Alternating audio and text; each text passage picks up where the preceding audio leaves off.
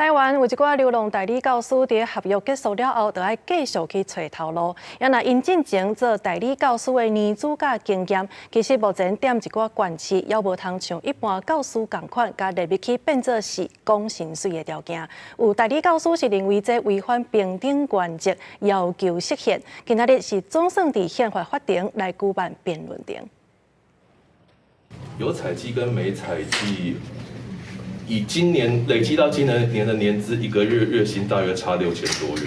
张凯翔伫2017年做新北市中和高中的代理教师，伊进前有2年的代理教师经验，但是校方认为伊进前2年年资袂使算数，国讲这种算法是按照教育部甲新北市教育局的规定。张凯翔认为这款规定违反宪法的平等原则等等，申请释宪。宪法法庭初2载时开庭辩论。代理教师不管任职在哪，所肩负的教育职责几乎与正式教师无异，所聘任也经过一定的程序，在教学品质上绝对不亚于正式教师。以学生受教权的立场观察台上的教师，其本质上是相同的。如果因为台上的老师不是身份上正式的专任教师，我们台湾就选择续薪给予差别的待遇，是不是在告诉我们人民？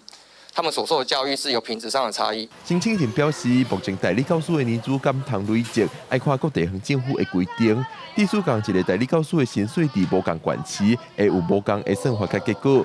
但是因认为，这款教育事务的规定要全国一致才公平。不过教育部认为，要让地方政府有春秋的空间。教育的这个权限，除中央列举以外的，应该是归属于地方权限。好，就是说，即便在同一个县市里面，它有比较市区的地方，那么也有比较偏远的地方，所以就会有很多必须要弹性去运用的这个人力。所以以裁员整块的这个分配来讲，就是应该是要容许给地方有一些空间跟权限。